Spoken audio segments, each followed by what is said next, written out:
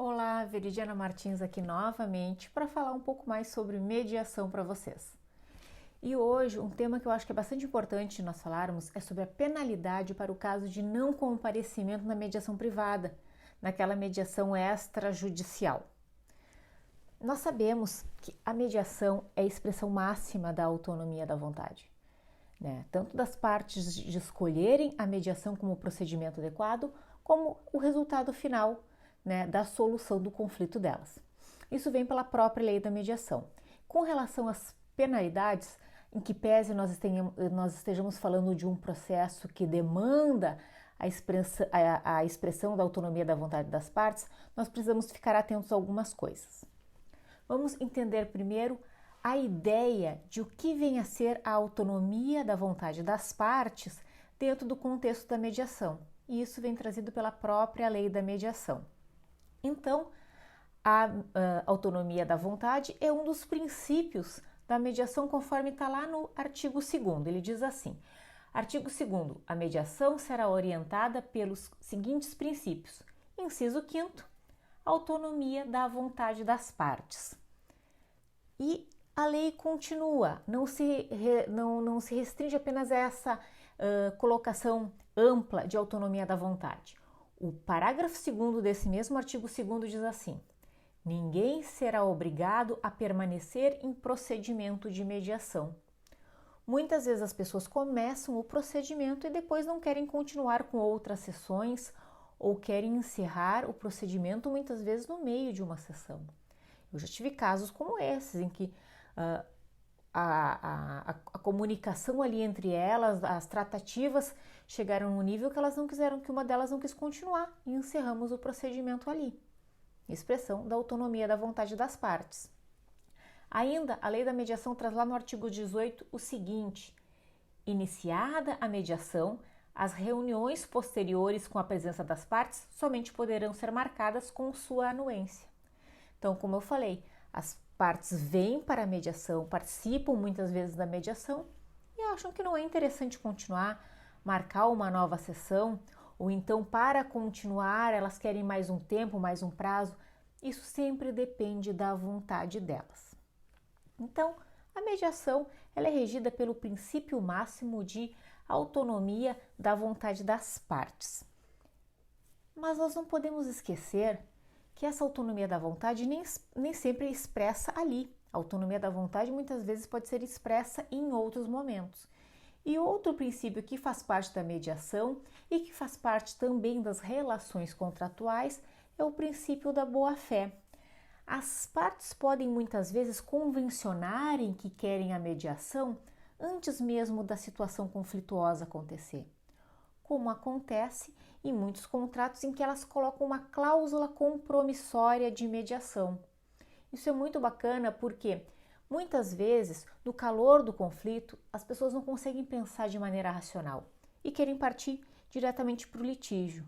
Mas se previamente elas já pensarem que vale a pena os métodos autocompositivos, elas já convencionam contratualmente a mediação para que, quando no futuro esse conflito venha a acontecer, elas comecem a resolução daquela contenda a partir de uma prática autocompositiva.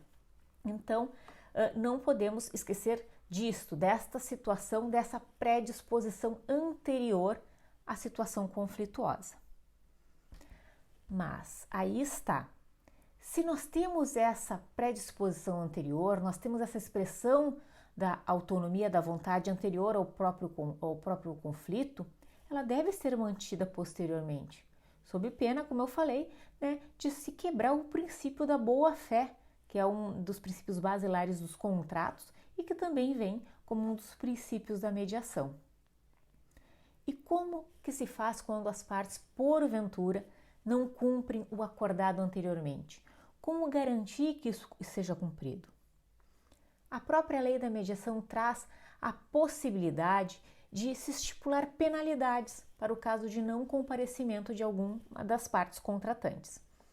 Ela traz lá no parágrafo 1º do artigo 2º, o mesmo artigo que traz os princípios da mediação e que diz que ninguém é obrigado a permanecer em mediação, ela diz nesse parágrafo 1º: Na hipótese de existir previsão contratual, a cláusula de mediação, as partes deverão comparecer à primeira reunião de mediação. Então ele diz, sim, as partes devem comparecer. Este momento de comparecimento nesta primeira reunião já foi expressado anteriormente, então ele deve ser mantido. E o que acontece se alguma das partes não cumprir isso? Como que fica isso? A própria lei da mediação prevê a possibilidade de se estipular sanções para o caso de não cumprimento dessa cláusula compromissória, de não cumprimento dessa expressão da autonomia da vontade exercida anteriormente. E está lá no artigo 22, que é o artigo que trata da formação da cláusula compromissória.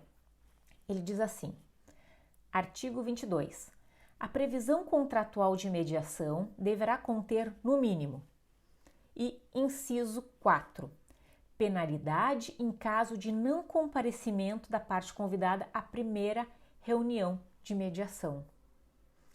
Vocês lembram? As partes não precisam permanecer em mediação, elas podem não querer reagendar, mas se elas expressaram anteriormente ao conflito o interesse de participar da mediação, elas devem fazer isso e elas mesmas podem convencionar a penalidade para o caso de não comparecimento na sessão. Ah, mas eu fiz o meu contrato e eu não coloquei essa cláusula. Mesmo assim, eu sou obrigado a comparecer, a outra parte é obrigada a comparecer? Se a cláusula contratual não tem essa especificação, a própria lei ela traz uma certa sanção para o caso de não comparecimento.